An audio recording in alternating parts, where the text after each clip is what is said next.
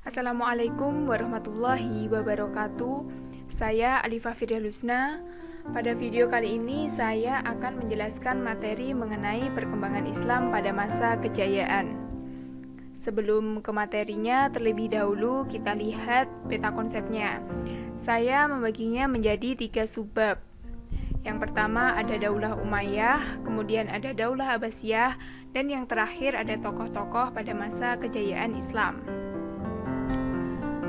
Masa kejayaan Islam ini terjadi pada sekitar tahun 650 sampai 1250 Masehi. Pada kurun waktu itu terdapat 2 kerajaan besar, yaitu Kerajaan Umayyah atau biasa disebut Daulah Umayyah dan Kerajaan Abbasiyah atau yang biasa disebut Daulah Abbasiyah. Yang pertama kita akan membahas mengenai Daulah Umayyah. Daulah Umayyah ini dimulai sejak tahun keempat, di mana Muawiyah memasuki Kufah dan mengucapkan sumpah jabatan yang diucapkannya di hadapan 2 orang putra Ali, yakni Hasan dan Husain, dan disaksikan oleh rakyat banyak. Pada masa Bani Umayyah ini, perkembangan Islam ditandai dengan meluasnya wilayah kekuasaan Islam dan perkembangan keilmuan.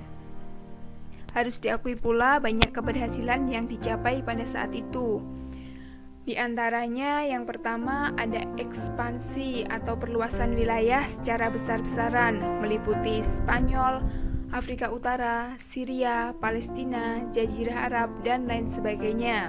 Kemudian yang kedua, Muawiyah banyak berjasa dalam pembangunan di berbagai bidang seperti mendirikan dinas pos, menertibkan angkatan bersenjata. Kemudian yang selanjutnya Abdul Malik juga berhasil melakukan pembenahan administrasi pemerintahan dan memberlakukan bahasa Arab sebagai bahasa resmi administrasi pemerintahan Islam. Kemudian yang keempat, putranya Al-Walid bin Abdul Malik juga membangun panti-panti untuk orang cacat. Selain itu, dia juga membangun jalan-jalan raya, membangun pabrik-pabrik, membangun gedung-gedung pemerintahan, dan masjid-masjid. Kemudian pada aspek politik, Bani Umayyah ini menyusun tata pemerintahan untuk memenuhi tuntutan perkembangan wilayah dan administrasi negara yang lebih teratur dengan mengangkat penasehat sebagai pendamping dan katib ar-rasail, yaitu sekretaris. Kemudian perkembangan keilmuan pada masa dinasti Umayyah ini terjadi di kota Mekah dan Madinah yang menjadi tempat berkembangnya musik, lagu, dan puisi. Sementara di Irak, tepatnya di Basrah dan Kufah, berkembang menjadi pusat aktivitas intelektual di dunia Islam. Sedangkan di Marbat, kota satelit di Damaskus, berkumpul para pujangga, filsuf, ulama, dan cendekiawan lainnya. Beberapa ilmu yang berkembang pesat seperti bahasa Arab, ilmu qiraat, ilmu tafsir, ilmu hadis, ilmu fikih, ilmu nahwu, ilmu geografi dan tarikh, serta seni dan budaya. Namun pada masa kekuasaan Yazid bin Abdul Malik mulai mengalami kemunduran. Sebab langsung keruntuhan Bani Umayyah ini adalah munculnya kekuatan baru yang dipelopori oleh keturunan Abbas bin Abdul Muthalib. Kemudian yang selanjutnya kita akan membahas mengenai Daulah Abbasiyah. Runtuhnya dinasti Umayyah ini menjadikan dinasti Abbasiyah sebagai penerus kekuasaan. Dinamakan Daulah Abbasiyah karena para pendiri dan penguasanya merupakan keturunan Abbas. Pada masa Bani Abbasiyah ini sering disebut juga dengan masa keemasan Islam atau The Golden Age, karena pada masa itu telah mencapai masa kemuliaan, baik dalam bidang ilmu pengetahuan, ekonomi, peradaban, dan kekuasaan. Nah, suasana tumbuhnya peradaban di Abbasiyah terjadi setelah perluasan wilayah secara besar-besaran. Faktor yang dominan adalah ketika Abu Ja'far mengembangkan ilmu pengetahuan dengan menyediakan fasilitas penunjang, lembaga pendidikan, dan perpustakaan.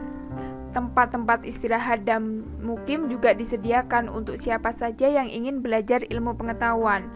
Ulama dari berbagai disiplin ilmu juga didatangkan untuk mengajar.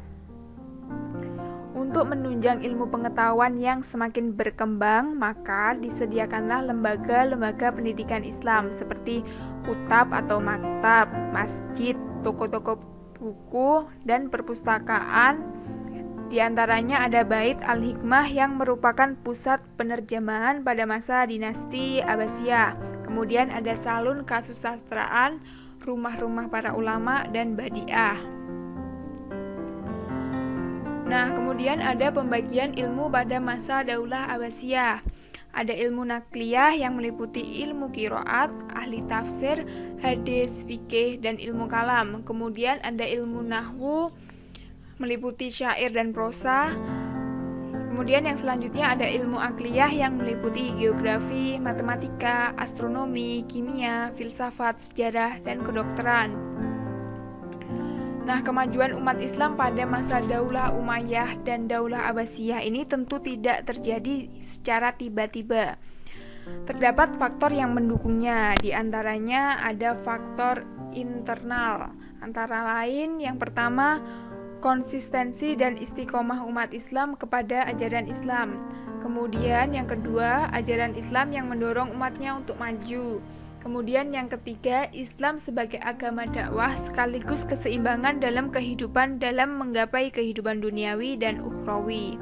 Kemudian yang selanjutnya ada faktor eksternal, antara lain yang pertama, terjadinya asimilasi antara bangsa Arab dan bangsa-bangsa lain yang lebih dahulu mengalami perkembangan dalam ilmu pengetahuan.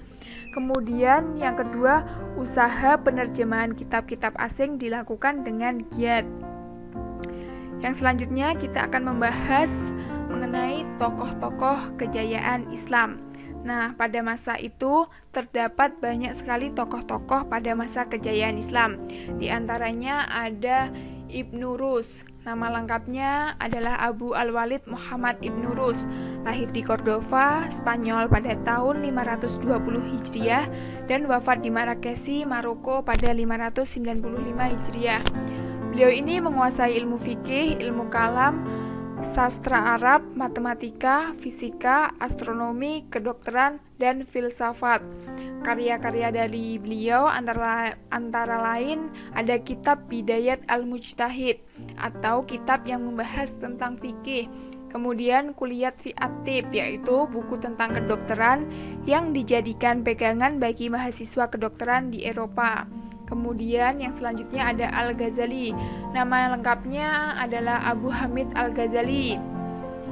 Beliau lahir di desa Ghazalah dekat Tus Iran Utara pada tahun 450 Hijriah dan wafat pada tahun 505 Hijriah di Tus Iran Utara. Beliau ini dididik dalam keluarga dan guru yang zuhud. Jasa-jasa dari Al-Ghazali antara lain yang pertama, memimpin madrasah Nizamiyah di Baghdad sekaligus menjadi guru besarnya. Kemudian yang kedua, mendirikan madrasah untuk para calon ahli fikih di Tus. Kemudian yang ketiga, menulis berbagai macam buku. Karya-karya dari Al-Ghazali antara lain ada Ihya Ulumuddin. Kemudian ada At-Tahafu. Selain itu, Al-Ghazali juga diberikan gelar sebagai Hujatul Islam atau bukti kebenaran Islam. Kemudian yang selanjutnya ada Al-Kindi. Nama lengkapnya adalah Yaqub bin Ishaq Al-Kindi. Beliau ini termasuk cendekiawan muslim yang produktif. Hasil karyanya ada di bidang filsafat, logika, astronomi, kedokteran, ilmu jiwa, politik, musik, dan matematika. Beliau ini merupakan satu-satunya filosof Islam dari Arab, sehingga disebut sebagai Failasuf al-Arab atau filosof orang Arab. Kemudian yang selanjutnya ada Al-Farabi. Nama lengkapnya adalah Abu Nasr Muhammad Ibnu Tarkhan Ibnu Uzlaq Al-Farabi. Beliau ini lahir di Farabi, Transoksania pada 872 Masehi dan wafat di Damsyik tahun 950 Masehi. Beliau ini menekuni berbagai bidang ilmu pengetahuan seperti logika, musik, kemiliteran, metafisika, ilmu alam, teologi, dan astronomi. Karya ilmiahnya yang terkenal berjudul Ar-Ra'yu Ahlul Al-Madinah wa Al-Fadilah, atau pemikiran tentang penduduk negara utama. Kemudian yang selanjutnya ada Ibnu Sina. Nama lengkapnya adalah Abu Ali Al-Husain Ibnu Abdullah Ibnu Sina. Beliau ini belajar bahasa Arab, geometri, fisika, logika, ilmu hukum Islam, teologi Islam, dan ilmu kedokteran. Nah, pada usianya yang ke-17 tahun, dia itu telah terkenal dan dipanggil untuk mengobati Pangeran Samani Nuh bin Mansur. Beliau telah menulis lebih dari 200 buku, dan di antara karyanya yang terkenal berjudul Al-Qanun fi At-Tib, yaitu ensiklopedia tentang ilmu kedokteran, dan Al-Syifa, ensiklopedia tentang filsafat dan ilmu pengetahuan. Nah, selain tokoh-tokoh yang sudah saya sebutkan biografinya tersebut, juga masih banyak tokoh-tokoh Islam yang memiliki semangat mengembangkan berbagai ilmu pengetahuan. Antara lain, yang pertama dalam ilmu filsafat ada Ibnu Bajjah dan Ibnu Tufail. Kemudian yang kedua ada di bidang kedokteran ada Jabin bin Hayyan, Hurain bin Ishaq, Tabib bin Qurra, dan Ar-Razi. Kemudian yang ketiga di ilmu fikih ada Imam Hanafi, Imam Malik, Imam Syafi'i, dan Imam Hambali. Kemudian yang keempat di bidang matematika ada Umar Al-Faruqan dan Al-Khawarizmi. Kemudian di bidang astronomi ada Abu Wafa dan Al-Farazi. Kemudian yang keenam di ilmu hadis ada Imam Bukhari, Imam Muslim, Ibnu Majah, Abu Daud, At-Tirmizi. Kemudian di ilmu tafsir ada Ibnu Jarir At-Tabari dan Ibnu Atiyah Al-Andalusi. Nah, itulah tadi penjelasan yang bisa saya sampaikan. Semoga apa yang saya sampaikan dapat bermanfaat untuk teman-teman. Terima kasih telah menonton dan mendengarkan. Wassalamualaikum warahmatullahi wabarakatuh.